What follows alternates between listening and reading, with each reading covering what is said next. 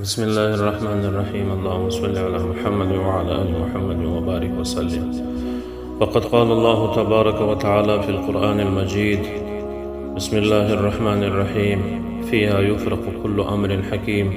صدق الله مولانا العلي العظيم. د برات د پنځلسم د شپې فضیلت او برکت چې الله رب العزت د نصف شعبان چې په عربي کې شعبان ورته وایي دې میاشتې ته او په پښتو کې برات ورته وایي، د دې پنځلسم شپه فضیلت او برکت الله رب العزت دې امت ته ښکاره کړی دی په دې آیات مبارک کې، چې د دې آیات څخه مقصد او غرض دا دی چې الله رب العزت په دې شپه باندې هر هغه فیصله د روان کال د هر مخلوق په حق کې الله پاک کوي. هر هغه سړی چې پیدا کیږي د دې دنیا ته، چې هر بچی راځي، هر کوچنی راځي، او هر هغه سړی چې مړ کیږي، د هر سړی رزق، د هر سړی ژوند، او دا هم راځي روایاتو کې چې یو سړی به درخته یې کښېږدي په دې روان کال کې، او د ده نوم به په مړو کې نه لیکل سوی. یو سړی به حج وکړي په روان کال کې، په دا شپه باندې به د ده نوم په مړو کې لیکل سوی. یو سړی به نکاح وکړي په روان کال کې، مګر په دې شپه باندې به د ده نوم په مړو په دفتر کې لیکل سوی، نوشته سوی وي. دا هغه شپه ده چې تقدیرونه او مقادیر الله رب العزت د مخلوق خپل لیکي، تازه کوي، او په شب قدر باندې د رمضان کې بیا الله پاک دغه د دې شپې لیکل، د دې شپې کومه تقدیر چې الله رب العزت کړی وي دا بیا ملایکو ته سپاري. نو نبی علیه السلام مبارک څخه روایت دی چې د دې شپې د دې شعبان د میاشتې د 14 شپه وه، یعنې د دې میاشتې د برات د 14 شپه وه. جبرائیل علیه السلام راغلی، پیغمبر علیه السلام ته وویل د تهجد په وخت کې د شپې، نبی علیه السلام مبارک ته حضرت جبرائیل علیه السلام القم یا محمد صلی الله علیه وسلم فقد جاء وقت التهجد لنسألك مرادك في أمتك. وفعل عليه الصلاة والسلام فأتاه عند انفجار الصبح وقال يا محمد صلى الله عليه وسلم إن الله تعالى قد وهب لك ثلث أمتك. فبكى النبي صلى الله عليه وسلم فقال يا جبريل أخبرني عن ثلثين الباقين فقال لا أدري. حضرت جبرائیل علیه السلام راغلی، پیغمبر علیه السلام مبارک ته وویل چې پورته شه، د تهجد وخت دی، د تهجد لمونځ وکړه، عبادت وکړه، او د خپل امت په حق کې و الله پاک ته دعا وکړه چې الله پاک ستا د امت سره څه کوي. نبی علیه السلام مبارک الله پاک ته زارۍ وکړلې، دعاوې وکړلې، خپل امت یې د الله پاک په حضور کې پیش کړي.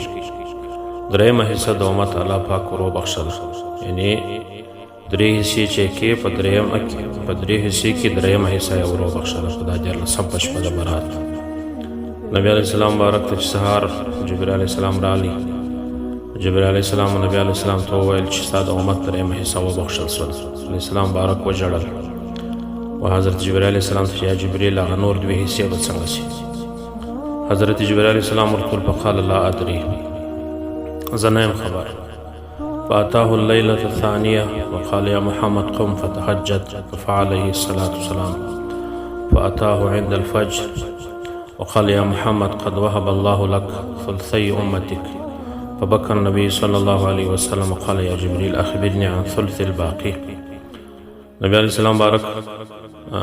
په 14 شپه باندې د میاشتې بیا جبرائیل علیه السلام راغلی، پیغمبر علیه السلام ته ویل یا محمد قم فتهجد، ولاړ شه تهجد وکړه، بیداری وکړه. د تهجد معنا بیداری د شپې په آخري حصه کې، یا په مابینځ کې، یا په دویم حصه کې، یا په اول حصه کې. نبی علیه السلام مبارک راکښېناست، لمونځ یې وکړي، دعا یې وکړله، او د امت په حق کې ډېرې دعاوې وکړې تر سهاره پورې. جبرائیل علیه السلام بیا د سهار د سپېدو په وخت کې راغلی، بیا یې نبي علیه السلام مبارک ته وویل یا محمد صلی الله علیه وسلم قد وهب الله لك ثلثي امتك، 2 حصې امت وبخښل شو ستا. فبكى النبي صلى الله عليه وسلم وقال يا جبريل أخبرني عن ثلث الباقي. چې هغه درېیمه حصه به څنګه شي؟ بیا جبرائیل علیه السلام ورته وویل فقال لا ادري، زه نه یم خبر په دې درېیمه حصه به څنګه شي. دوی حصې خو وبخښل شوې د دې 2 شپو په عبادت باندې. بیا چې د 15 شپه راغله چې د برأت شپه یې بولي، بیا نبي علیه السلام ته جبرائیل علیه السلام وویل یا محمد پورته سه بشارت دې وي تا لره ستا د امت هغه ټوله حصې چې وې یعنې 3 سره حصې ستا د امت وبخښل شوې. 3 حصې د امت د نبي علیه السلام بارک په دې 2 شپو په عبادت باندې الله پاک وبخښي. نبي علیه السلام ته جبرائیل علیه السلام وویل یا محمد ارفع رأسك إلى السماء فانظر ماذا ترى فنظر النبي صلى الله عليه وسلم فإذا أبواب السماوات مفتوحة والملائكة من السماء الدنيا إلى العرش في السجود يستغفرون لأمة محمد صلى الله عليه وسلم. نبي عليه السلام بارک چې وکتل و اسمان ته، په اسمان کې یې ولیدل تر عرشه پورې ټولې ملایکې په سجده پرتې دي، استغفار غواړي و امت ته محمد صلی الله علیه وسلم بارک. د نبی علیه السلام بارک د امت لپاره په اسمانو کې د اول اسمانه څخه د دنیا د اسمانه څخه بیا تر عرش پورې دا ټولې اسمانو ملایکې په سجده پرتې دي، استغفار غواړي د دې امت لپاره. او پر هر اسمان پر دروازه باندې ملایکې ولاړې دي، اوازونه کوي، نارې وایي د دې امت پر انسانانو او پر خلکو باندې. په اول اسمان کې ملایکې اوازونه کوي طوبی لمن یرکع فی هذه اللیله، خوشحالي دي وي، زیری دي وي هر هغه چا لره چې په دې شپه کې رکوع کړې وي، یعنې لمونځ یې کړی وي، په دې لمانځه کې رکوع کړې وي. دا د اول اسمان په دروازه کې ملایکې دا اوازونه کوي. د دویم اسمان پر دروازه باندې ملایکې بیا دا اوازونه کوي طوبی لمن یسجد فی هذه اللیله، خوشحالي دي وي، زیری دي وي هغه چا لره چې په دې شپه کې سجده کړې وي. پر دریم اسمان په دروازه باندې ولاړې ملایکه اوازونه کوي طوبی للذاکرین فی هذه اللیله، خوشحالي دي وي، زیری دي وي هغه چا لره چې په دې شپه باندې ذکر کړی وي، ذاکرین لره د دې شپې.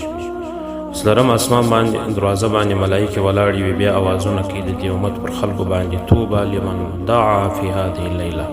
خوشحالي دي وي، زیری دي وي هغه چا لره چې په دې شپه کې دعاوې کړې وي. پر 5مه دروازه د دې اسمان نور پر دروازه باندې د 5م اسمان ملایکه ولاړې اواز کوي پر دې انسانانو امتیانو باندې چې طوبی لمن یبکی من خشیة الله تعالی فی هذه اللیله، هغه چا لره د خوشحالي وي، زیری وي چې د ژړا کلي وي د خدای تعالی د بیرې څخه په دا شپه کې. پر 7م اسمان باندې دروازه باندې ملایکه ولاړې وي، بیا اوازونه کوي پر دې امتیانو باندې د نبي علیه السلام طوبی لمن عمل خیرا فی هذه اللیله، خوشحالي دي وي، زیری دي وي هر هغه چا لره چې عمل یې کړی وي په دې شپه باندې، د هغه چا لپاره دې زیری وي چې عمل یې کړی وي، یعنې د خیر عمل یې کړی وي. پر 7مه دروازه د 7م اسمان باندې یعنې د 7م اسمان په دروازه باندې ملکه ولاړې وي، بیا په دې انسانانو په دې امتیانو باندې اوازونه کوي طوبی لمن قرأ القرآن فی هذه اللیله، چې خوشحالي دي وي، زیری دي وي هغه چا لره چې قرآن ویلی په دا شپه باندې قرآن تلاوت یې کړی وي. نو بیا الله پاک جل جلاله بله ډله د ملایکو پیدا کړي، بیا پر دې امتیانو نارې وایي هل من سائل فیعطى سؤله وهل من داع فیستجاب له دعاؤه وهل من تائب فیتاب علیه وهل من مستغفر فیغفر له. دا اوازونه کیږي د اسمانو د خاصه. ستا یو سوال کوونکی چې الله پاک سوال قبول کړي، ستا یو دعا کوونکی چې الله پاک دعا قبول کړي، ستا یو توبه بخښونکی چې توبه یې الله قبول کړي، ستا یو استغفار ویونکی چې الله پاک استغفار قبول کړي. ټولې دروازې د اسمانو خلاصې د دې اول د شپې څخه، یعنې د شپې چې هغه شپه را داخله سي بیا تر سهار د سپېدو پورې د دوزخو دروازې تړل سوي په دا شپه باندې. او په دې شپه باندې الله جل جلاله دومره انسانان د اور څخه ازادوي لکه د بني قلب د قبیلې پسونه رمه، دومره قدر انسانان هغه ډېره غټه قبیله وه او ډېر رمې یې درلودلې. د هغو د پسو پر اندازه باندې الله پاک دومره انسانان د اور څخه ازادوي. نو د دې شپې عبادت الله پاک جل جلاله مغفرت سبب ذریعه ګرځولې ده زموږ ستاسې لپاره، د ټولو مؤمنانو لپاره چې په دې کې لمونځ وشي، دعا وشي، استغفار وویل شي، رکوع سجده وشي او ژړا وشي، تلاوت د قرآن وشي، ذکر وشي. دا ټوله د نیکبختیو، د کامیابیو، د قبولیت او د مغفرت او د رحمت سبب دی. په دې شپه باندې سړی وي که نر وي که ښځه وي. او په بل حدیث شریف کې رسول الله صلی الله علیه وسلم بارک وایي إن الله تعالى ينزل ليلة النصف من شعبان إلى السماء الدنيا فيغفر لأكثر من عدد الشعر بني قلب وإنما خصها لأنهم أكثر نفر أو غنما من سائر القبائل. الله پاک جل جلاله را نازلیږي و سماء دنیا ته. نزول د الله پاک په شان کې نسته، صورت و جسم نسته. نزول د الله پاک په شان کې دا دی چې د الله رحمت را نازلیږي، د الله پاک فضل را نازلیږي، د الله پاک مغفرت را نازلیږي پر انسانانو باندې. د انسانانو دعا قبلیږي. علیه السلام مبارک وایي عبدالله ابن عمر رضی الله عنهما څخه روایت دی چې 5 وختونه دي په هغو کې دعا قبلیږي نه ردیږي. خامخا الله پاک هغه دعا قبلوي. یو ورځ د جمعې ده، په دې کې 1 ساعت دی،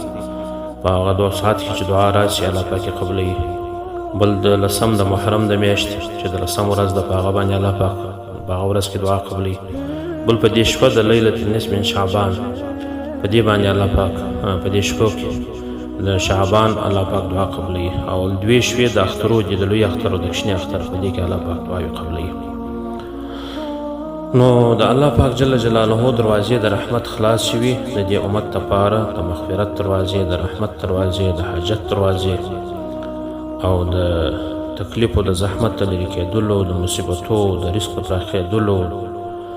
او د خوشحالۍ او د اطمینانو، د علم او د کامیابۍ، د اولاد د ترقی او د صلاحیت او د تربیې دپاره دعا کول، د ځان دپاره د هدایت دعا کول.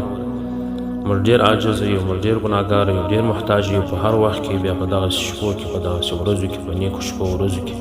په سړی ډېر کوشش کوي، ډېر عمل به کوي چې الله پاک زموږ ګناوې معاف کړي. زموږ ګناوې ډېرې دي، زموږ اعمال لږ دي. او څو کسانو ته الله پاک مغفرت نه کوي په دا شپه باندې، هغه چند کسان. یو هغه کس چې مشرک وي، کافر وي، دې ته الله پاک مغفرت نه کوي، بخښنه ورته کوي څو چې توبه یې نه ایستلې. که توبه وایستله د کفر او د شرک بیا معاف دي، بیا الله پاک بخښه ورته کوي. یو ساحر سړی وي، ساحره ښځه وي چې سحر کوي، یا نوشته کوونکی، یا راوړونکی، یا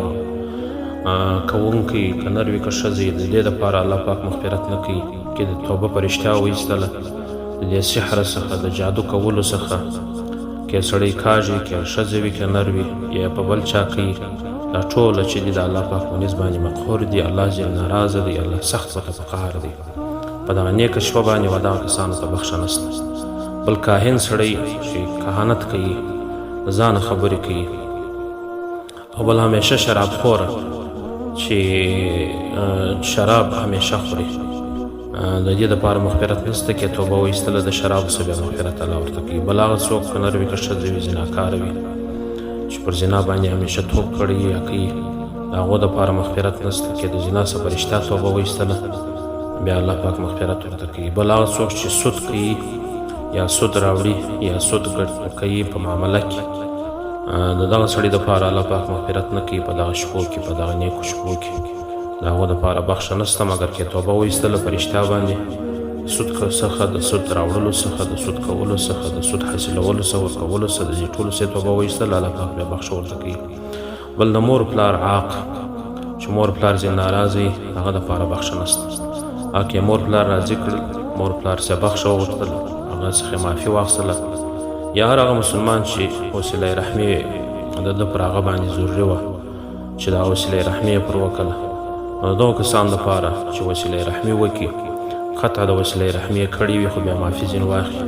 یا د مسلمان حق پر بل باندې وي هغه ځینې واخلي، یا پرې وهلی یا وهلی وي، یا از یو ضرر ورسولی، یا بې عزتي ورسولی. د دې ټولو په هغه وخت کې چې دی توبه وباسي او دی الله پاک ته پر سجده شي، بیا نو دا دعا وغواړي: اعوذ بک من عقابک وسخطک لا احصي ثناء عليك انت كما اثنيت على نفسك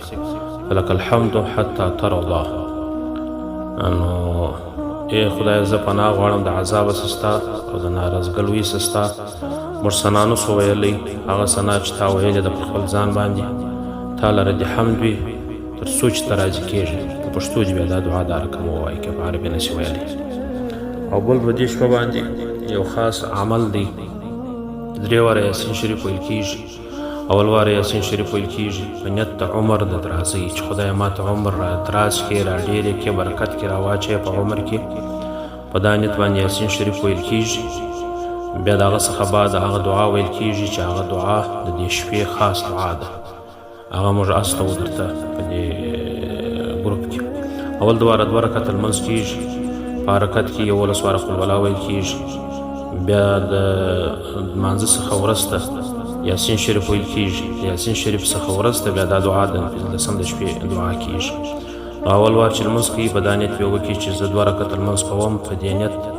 چې خدای زما عمر را دراز کړي را ډېر کړي په خیر کې په برکت کې په عافیت کې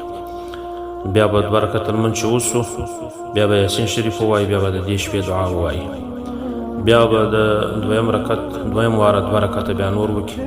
هغه به دا وکړي چې خدای ماته استغنا راکړي د خلکو څخه د محتاجۍ سره د خلکو وساتي د حاجتمندۍ سره د خلکو وساتي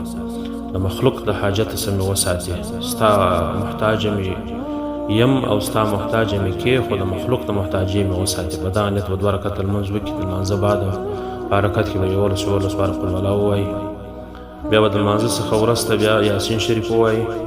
بیا به دا دعا ووایي د دغه برات 15 د شپې دعا دریم وار به بیا دفع د آفاتو د بلیاتو په نیت باندې به 2 رکعت لمونځ وکړي چې د لمانځه نیت کوي په دا نیت باندې چې ای ربه زه پناه غواړم په تا سره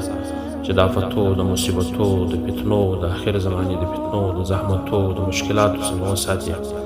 د دې لمانځه په برکت د دې شپې د عبادت په برکت د یاسین شریف په برکت د دعا په برکت د دویم وار به 2 رکعت بیا وکړي په حرکت کې به 11 واره قل والله ووایي سلام یې وګرځاوي یعنې سلام څخه وروسته دا یاسین شریف ویل کیږي په سر په کې اللهم صل علی مبارک ویل کیږي هر وار نو بیا به یاسین شریف څخه وروسته بیا به دا د 15 د شپې دعا ووایي دغه عمل د ماښام د لمانځه وروسته کیږي که څوک د ماښام د لمانځه وروسته نصو خلاص نیغه کوي بیا د ماخستن د لمانځه وروسته وکړي او ډېر فضیلت د ماښام د لمانځه وروسته لري او بیا د دې څخه وروسته په شپه کې بیا که چا عبادت کوي په شپه کې د دې شپې یو طریقه لمونځ راغلی دی چې 100 رکعت لمونځ کیږي په هر رکعت کې نفلي لمونځ په هر رکعت کې 11 واره یا 10 واره قل والله ویل کیږي بیا د هغه څخه وروسته خپل دعا کیږي 100 رکعته پرسو نو الله پاک جل جلاله به چې دغه لمونځ څوک وکړي الله پاک 80 واره په نظر د رحمت ورته ګوري 80 واره او په هر وار کې به 80 حاجتونه ورپوره کوي 10 به د دنیا یې 80 حاجتونه بیا د آخرت دي نو چې الله پاک 80 حاجتونه ورپوره کړي او په هر وار کتلو سره 80 واره سړي ته الله پاک په نظر د رحمت ګوري په هر وار کې به 80 حاجتونه ورپوره کوي په 80 کې به 80 د آخرت وي 10 به د دنیا یې نو ادنا حاجت ادنا ثواب یې دا دی چې الله پاک به ورته بخښنه وکړي بیا څوک دا نشي کولی بیا 10 رکعت لمونځ وکړي په 10 رکعت کې دی الحمدلله 11 واره ووایي هم الله پاک جل جلاله درته ګناه ومعافوي او په عمر کې به برکت راشي نو که د 10 رکعتو توان طاقت څوک لري هغه د 10 رکعته نفل وکړي په هر رکعت کې 11 واره قل والله ووایي او که بیا څوک د 100 رکعتو د طاقت لري 100 رکعت لمونځ دې وکړي الله پاک دې قبول عمل را نصیب کړي اللهم دې ګناه ومعاف کړي الله پاک دې الله رضا را نصیب کړي اللهم دې د قبر د عذاب اوسه د آخرت د عذاب اوسه د حساب د کتاب د سختي او د زحمتو سره د پلیسیرات د زحمتو او د تکلیفو سره الله پاک دې الله رضا قرب را نصیب کړي اللهم دې قبول اعمال په نصیب کړي الله دې قبول عبادت را نصیب کړي ډېر دعاوې کوو ټول مؤمنان ته کوي ټول غریبان ته کوي ټول مسلمان ته کوي ټول مسکینان او فقیران ته دعاوې کوي الله پاک جل جلاله دې د ټول هر عمل قبول